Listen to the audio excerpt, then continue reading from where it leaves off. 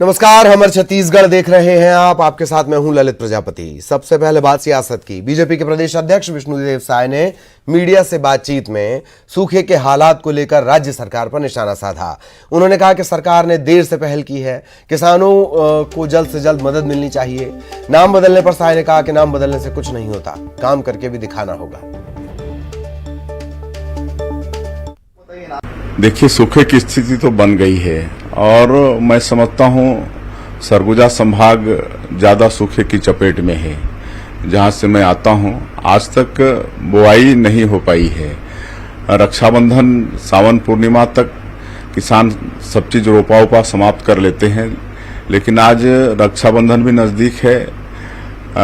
आज बुआई नहीं कर पा रहे हैं क्योंकि बारिश हो ही नहीं रही है और इसलिए सूखे की स्थिति तो बिल्कुल बन गई है और तत्काल इसमें सरकार को ध्यान देना चाहिए और काम वगैरह चालू करना चाहिए।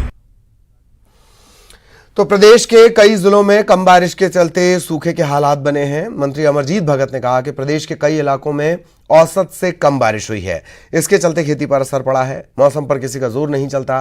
प्रदेश में 3 स्थानों के नाम बदलने का उन्होंने समर्थन करते हुए कहा कि तर्कों के आधार पर नाम बदलना गलत नहीं। बीजेपी को हर काम में राजनीति दिखती है। इसके साथ ही महंगाई के विरोध में 5 अगस्त को कांग्रेस के प्रदेश व्यापी प्रदर्शन पर भगत ने केंद्र सरकार पर निशाना साधा। कहा केंद्र सरकार हर मोर्चे पर विफल हुई है। क्षेत्र के सीतापुर बतौली माननीय मुख्यमंत्री जी ने जो सूखा का आकलन करने के लिए आदेश दिया है वो एकदम सही है और ताकि वहाँ उससे निपटने के लिए कार्य योजना बनाया जा सके और लोगों को राहत दिया जा सके। इसमें कह रही है कि काफी देर कर कांग्रेस ने इसको सूखे को उठा। देखो, मौसम के ऊपर किसी का जोर तो है नहीं और कल सूखे का घोषणा किए हैं और अंबिकापुर में खूब बारिश हुई है, तो उसको मौसम को कोई ठीक रहता नहीं है, लेकिन ये जरूर है कि औसत से कम सब कुछ है और जो खेती पिछड़ गई है।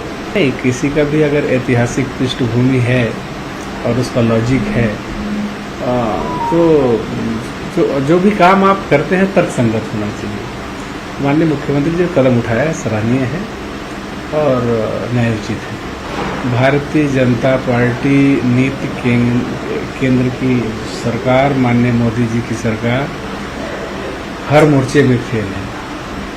न वो किसानों के लिए कुछ कर पाए, न युवाओं के लिए कुछ कर पाए, न व्यापारियों के लिए कुछ कर पाए।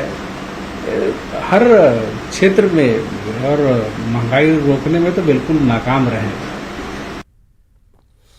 और सहयोगी ममता हमारे साथ जुड़ी हुई हैं। ममता, तमाम मुद्दों पर बयान, पलटवार ये सब चल रहा है।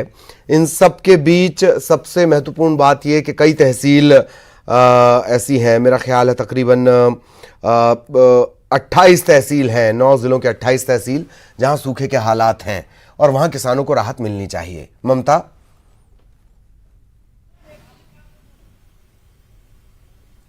बिल्कुल। देखिए, मुख्यमंत्री भूपेश बघेल ने निर्देश भी दिए हैं, कलेक्टर्स को ये निर्देश दिए गए हैं कि ये जो जिले हैं और ये जो तहसील हैं इनका आकलन किया जाए और उसके बाद में सारी रिपोर्ट सौंपे। मुख्यमंत्री भूपेश बघेल ने आज इस मसले पर और जो सवाल जो है उसके जवाब में उन्होंने कहा, क्योंकि विष्णुदेव साय ने ये कहा कि जो कल निर्देश दिए गए कि उन्होंने कहा कि देर हो चुकी है, सरगुजा जो है वहां पर अभी तक के रोपाई तक नहीं हो पाई है, वहां पर हालात इतने खराब है। अमरजीत भगत ने भी ये माना कि वाकई वहां पर बिल्कुल बारिश नहीं हुई है और अकाल जैसी स्थिति सूखे जैसी स्थिति है कि वहां पर अभी तक बारिश नहीं हुई है और रोपाई तक नहीं हो पाई है, यानी कि स्थिति का अंदाजा लगा सकते हैं।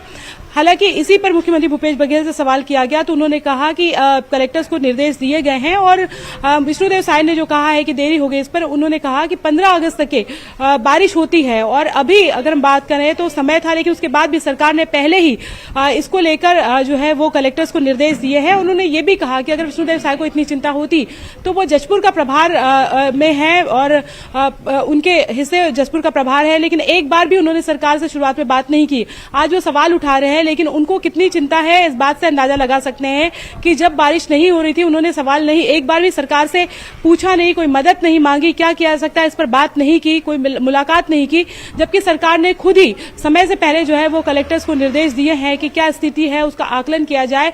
अमरजीत भगत जो है वो खुद भी कह रहे थे कि स्थिति इतनी खराब है कि नालों में तक पानी नहीं है, ऐसे में किसान कैसे खेती करे, ये दिक्कत वाली बात है। हालांकि उन्होंने कहा कि पिछले 24 घंटों में वहां पर मानसून एक्टिव हुआ है और लगातार बारिश हो रही है, लेकिन ये कितना कवर कर पाएगा ये भी देखने वाली बात होगी। मौसम विभाग लगातार जो है वो बता रहा है कि कितना जो सरगुजा जो है संभाग है वो लगातार डेफिशिएंसी में आ रहा है। मौसम विभाग ने लगातार जो पूरे प्रदेश भर के जो जिले बताए हैं उसमें सरगुजा संभाग की जो स्थिति है वो काफी खराब है। अब देखना ये होगा कि कलेक्टर्स जो है वो किस तरह की रिपोर्ट देते हैं और राज्य सरकार की तरफ से किस तरह की राहत दी जाती है, क्या उस पूरे इलाके को सूखाग्रस्त घोषित किया जाता है। लेकिन ये जरूर है कि इस बीच किसानों की दिक्कत कब कम होगी ये देखने वाली बात है, लेकिन सियासत तो शुरू हो गई है। जी।